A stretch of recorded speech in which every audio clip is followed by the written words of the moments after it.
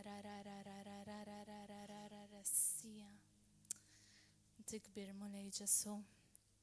Inti nemmen li qiegħed f'dal post missier iddur madwarna mulej Ġesu. Arbel il-qlubna mulej Ġesu. U jekk din il-kelma totalina missier qaddis, tħallinix passivi mulej qaddis.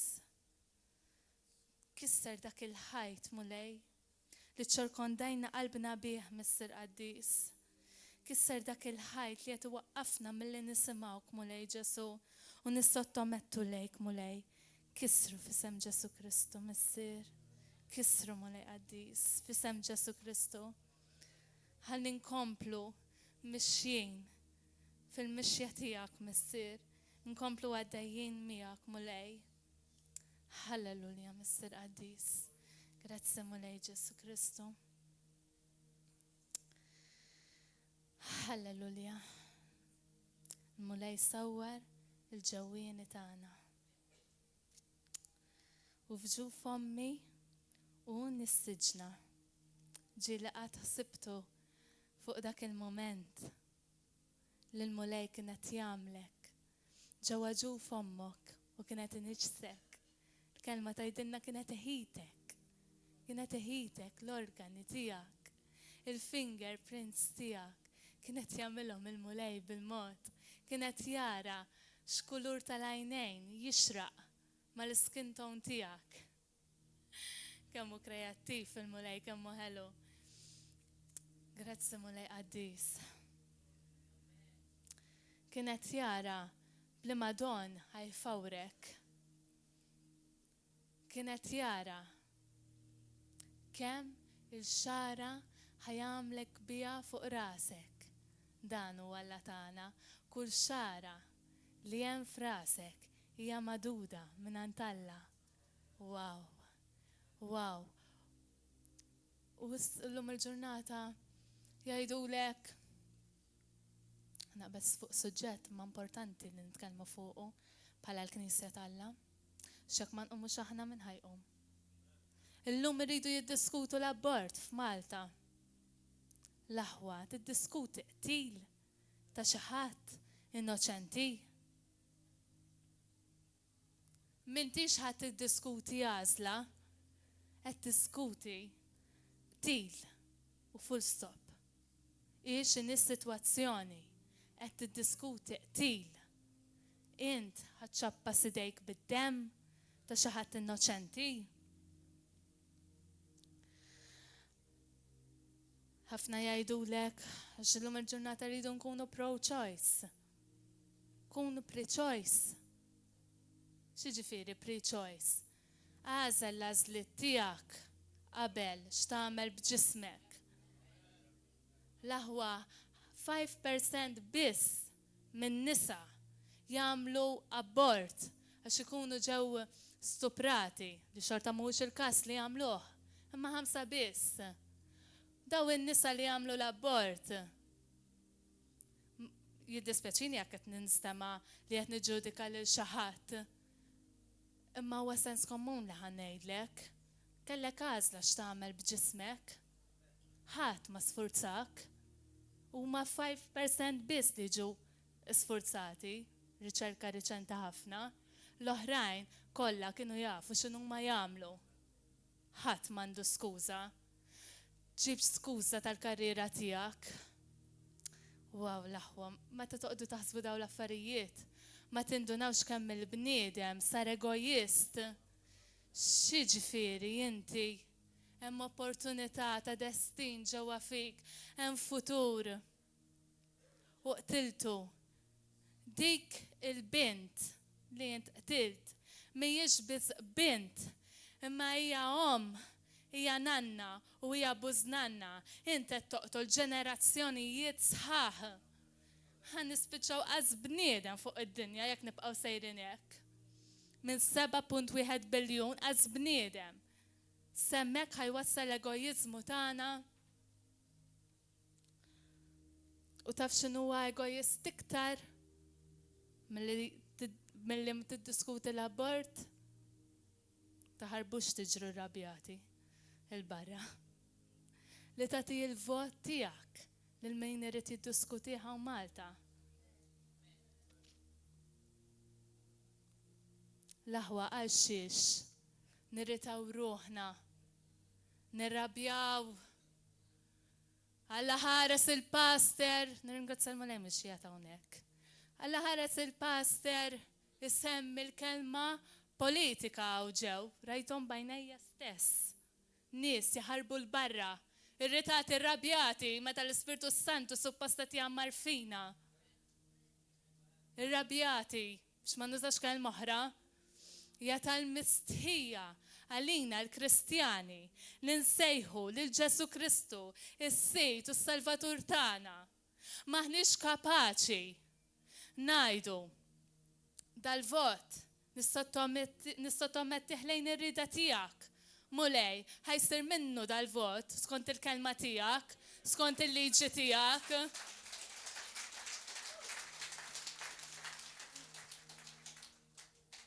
Ma nafx tfisser l-aħwa veru li tkun hemm daħħal li jkollok ċertu tip ta' mħabba lejn il-politika x'qatt ma kelli ngħidilkom il-verità. Ma tantx nista' nifhimkom hawnhekk, imma li nista' nifhem hija din.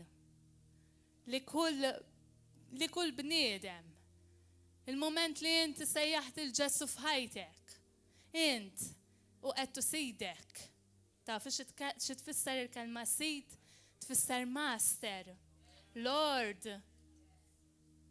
Li jrid inti, mhux li jrid hu, mhux li jitrid inti. Il-kelma li għatlu sidek. Int tlift id-drittijiet kollha tiegħek.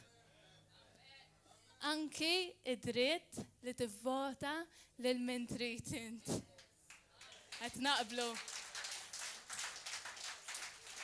Qed naqblu. Id-dritt li inti mdorri tivvota il-dak il-partit liħor, u minnu, jina minix qed inħares lejn kuluri, minix qed ngħid b'mibeda, jina li qed ngħid, għax l-iskop tagħna bħala Kristjani hija li tirrenja is-Salt Natalla f'din l-art, l-ebda partit ieħor l-aħwa. L-ebda partit ieħor. Eżis, l-abort nobotu kull fibra li hemm ġismi. Wis nabodu, meta kif tista' tkun Kristjan? Jew ikollok nitfa ta' mħabba, jew anki uman. U tara dak il-miraklu ta' ħajja. Iseħħ quddiem għajnejk. kif qatt tista' fibra minn ġismek waħda tagħlaq għajnejha u tippermetti li jidħol l-abort. Di qed insemmi liġi out of many li jmorru kontra l-kelma talla u jmorru kontra l-liġi talla. Wow, mela l-mulej għat inġġes dik it-tarbija. Kienet fil-pjan tiegħu f'moħħu sa minn qabel il-ħolqien tad-dinja u mbagħad tiġi jint bl-egojiżmu kollu tiegħek. Tkissera! Jidlawa dik li hemm esperjenzajt, naħseb qed nitkellem hekk għax esperjenzajt għalija nnifsi xi ġifieri. Tmur tara l-ultrasound u tara dik il-ftit ċelloli. Iħabtu. Dik il-qalb tħabbat. Xef, x'memori. Tara dik il-qalb tħabbat u taf li hemm miraklu ġo dik in-naqra sejra bubum, bubum, bubum. Hemm miraklu, hemm futur. L-aħwa. Mbagħad 3 ġimgħat biss jiġu 8 weeks. 6 weeks hekk. L-iktar li jseħħu abort għan nitkellem fuqhom. Mort minn għalija li ħanara dik il-bum-bum jien. Unsib ras b'mneħera, b'xufteja, b'idejja. Kienu għadhom qed jitrasformaw. B'saqajja, unsiba sejra hekk di tagħti. Ta' 6 ġimgħat, ta' 6 ġimgħat. Iġibuhom kapoljat l-aħwa. Iġibuhom kapoljat u dik it-tarbija twerżaq ġewwa l-ġuftija għal xi xed tagħmilli hekk. Kif tista' int Kristjan tħobb il-partit iktar milli tħobb il-kreazzjoni ta' Alla? Kif tista'? Kif tista' l-aħwa? Kif tista'? Halleluja. L-ikbar ferħ f'ħajti kien Ġesu Kristu li nintaqa' miegħu. Wara kien ir-raġel tiegħi. Esperjenzajt imħabba li għal 15 sena qatt ma ħsibt li teżisti fid-dinja imħabba bejn raġel u mara. Jiena xhieda li dik l-imħabba jekk qiegħed il-Ġesu Kristu fin-nofs teżisti b'Ġesu Kristu biss. Amen. Però it-tielet ferħa tiegħi hija t-tarbija tiegħi. Hija t-tarbija tiegħi.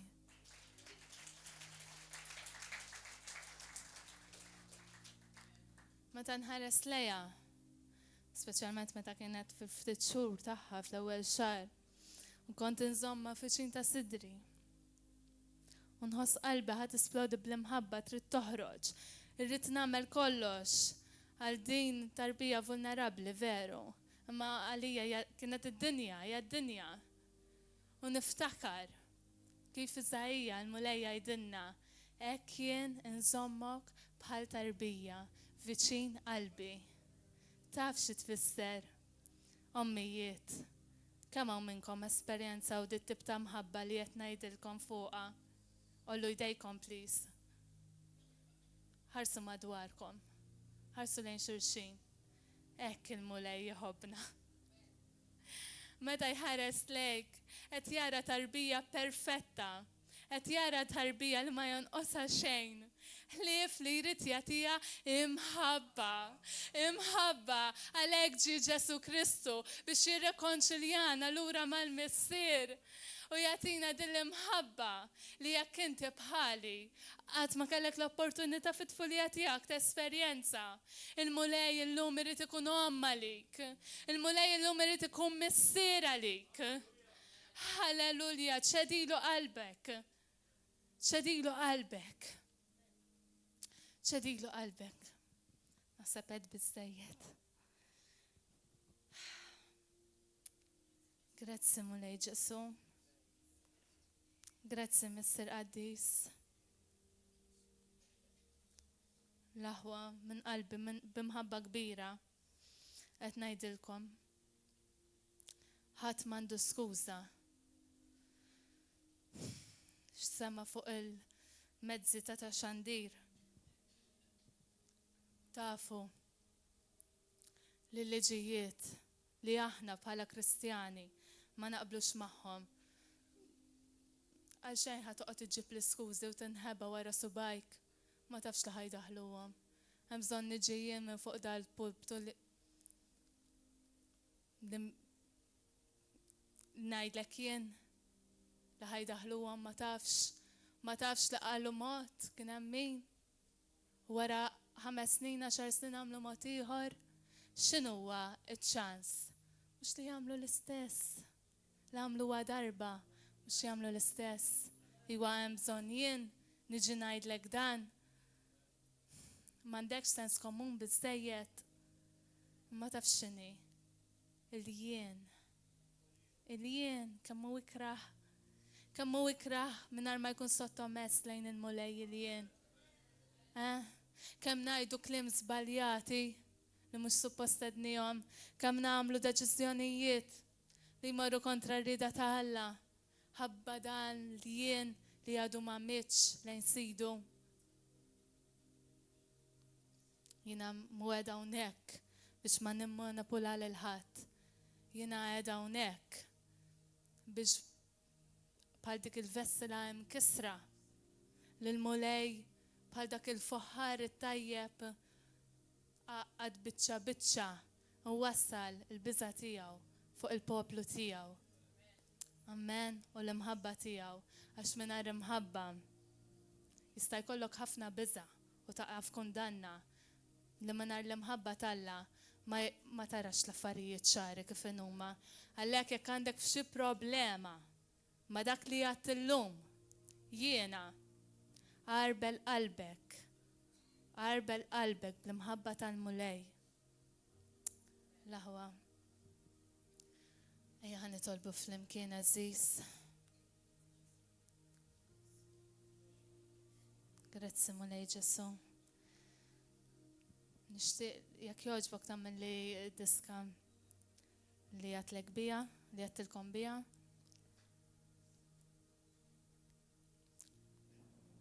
Aziz, ħajjew nħallu dal-kliem, nirriflettu ftit fuq dal-kliem li l-mulej għalinna, li l-mulej kellu għalina l-lejla.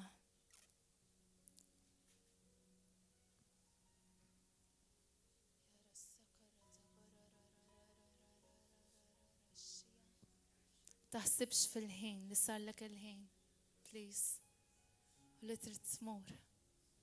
Ma ħseb x'għandu l-mulej għalik, mhuwiex aqwa mis-sodda dak li l-mulej għandu għalik.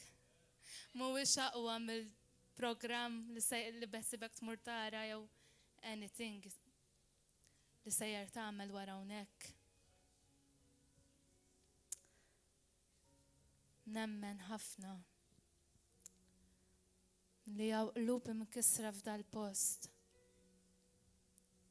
Ħabba l-fatt li xi darba dawk li suppost proteġewhom u tawhom l-imħabba ġew abbużati, ġew majra, ġew imkissra, sarqulhom il-futur tagħhom.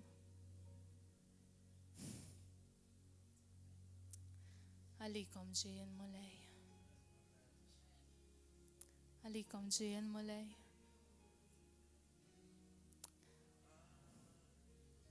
Il-moment li ħriġ tad-talb f'waħda mill-ewwel drabi li bdejt niġi River of Love. U l-pastor talab fuqi u qal f'isem Ġesu Kristu ma li spiċċa jgħid Kristu nħoss il-Ġesu verament ġiek qudiemi. U l-qawwa li dak li semandu l-aħwa. Il-qawwa li dak li semandu f'isem Ġesu Kristu. Dak kollu li kien hemm ġewwa fija demonji, spirti ħżiena ħarġu mingħajr qasd jien biss ma naf kif telqu.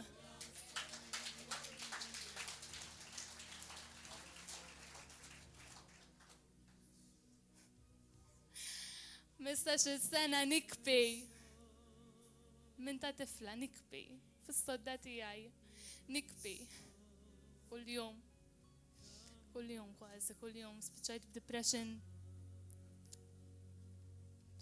b'depression, spiċċajt niġbed xar inqatta' nwersaq fil-kamra tiegħi disprata. Imma l-mument li Ġesu Kristu ħenna lija, li l-grazzja tiegħu sabbitni fejn kont qiegħda.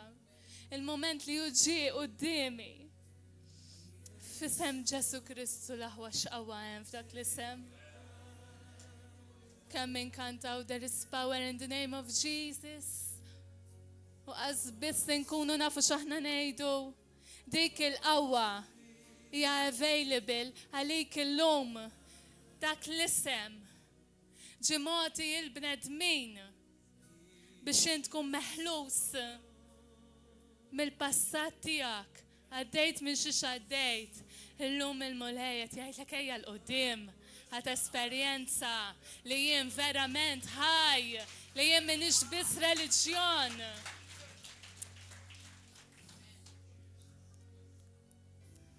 Ejjew inqumu l-aħwa mill-postijiet tagħna.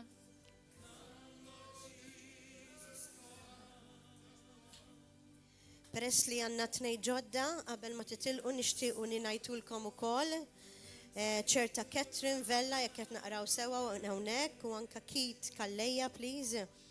Il-kelma mhux kombinazzjoni li smajtu dil-kelma llum. Nisab żgur li l-mulej xtaq jitkellem minn fommu u fomm il-tifla tiegħu anke Roberta għalikom personali llum biex jurikom kemm iħobbkom għalikom personali.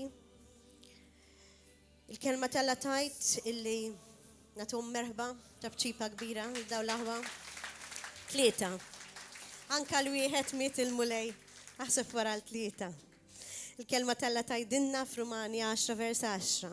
Kollha tifhmu bil-Malti. Illi daw kollha li jemnu f'qalbhom li Ġesu Kristu huwa l-mulej u daw kollha li jpoġġuh is-sit tagħhom kif qaltilna l-oħt tagħna Roberta, jiġifieri nitilfu d-drittijiet tagħna kollha personali u nħallu lilu jmexxina tagħhom hija s-salvazzjoni. Tixtiequ tagħmlu d-dikjarazzjoni ħalli llum il-ġurnata simkom ikun miktub fil-ktieb tal-ħajja għax aħna mhux b'għamilna illi insalvaw imma bil-grazzja ta' Kristu. Amen.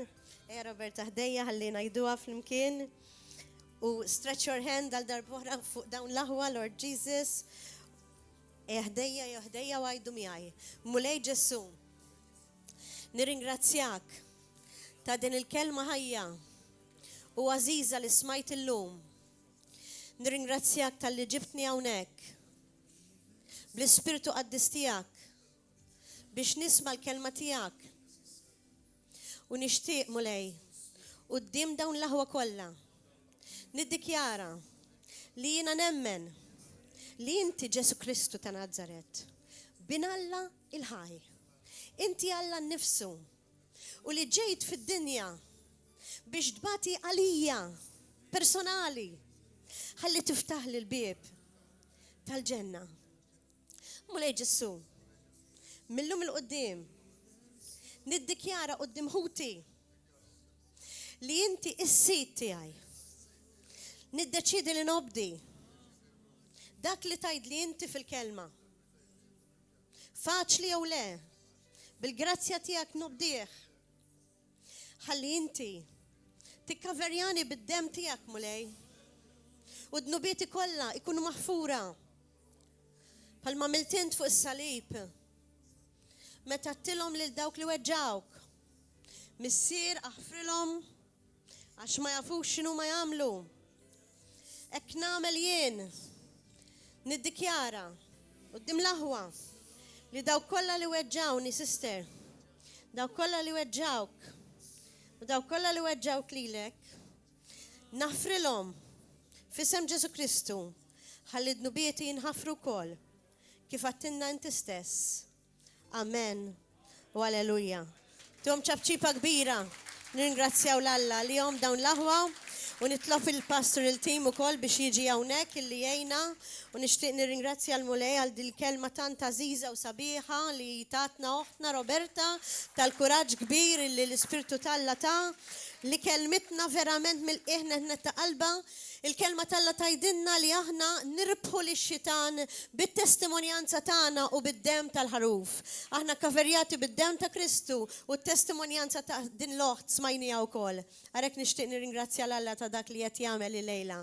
U kif qaltilna oħtna wkoll min jixtieq jiġi hawnhekk biex jagħti ħajtu mhux biss il-mulej, biex iġeddid ħajtu il-mulej u biex ikolkom tokka minant l-Ispirtu ħaj talla tistaw tiġu hawnhekk għat-talb. Din hija xi ħaġa li hija mill-qalb mhix xi ħaġa bil-fors, però ninsab żgur li hawn ħafna nies li bħal Roberta meta kienu għadhom żgħar mhux dejjem irċivew l-imħabba mingħand il-ġenituri tagħhom. Mhux dejjem irċivew imħabba minn dawk li suppost għandhom iħobbuhom. Mhux bil-fors il-ġenituri jistgħu jkun nies oħra, imma l-mulej qiegħed hemm għalik, il-mulej qiegħed hemm għalina kollha. Għalek nixtieq nagħti applaus partikolari l-mulej il-lejla ta' dak kollu li għamel, ta' kemm iħobbna. Wow, kemmu kbir. U min jixtieq verament iħoss it-tokka tal-Ispirtu, jħoss dik l-imħabba għax hija revelazzjoni, aħna nafu li Ġesu jħobbna, però mhux kulħadd għandu revelazzjoni tagħha. Ngħid sew Roberta, min jixtieq kollu din ir-revelazzjoni jista' jiġi hawnhekk għat-talb il-qalb kollha. Il-bqija, the church is dismissed. U narġaw narawkom kif namlu s-soltu, ġvera, nar il-sibt li ġej, u nirringrazzjawkom ħafna tal-attendenza. Min jixtieq tokka tat-talb jistgħu jiġu hawnhekk issa stess. Alleluja. Grazzi Ġesu. Tista' tiftaħlu ftit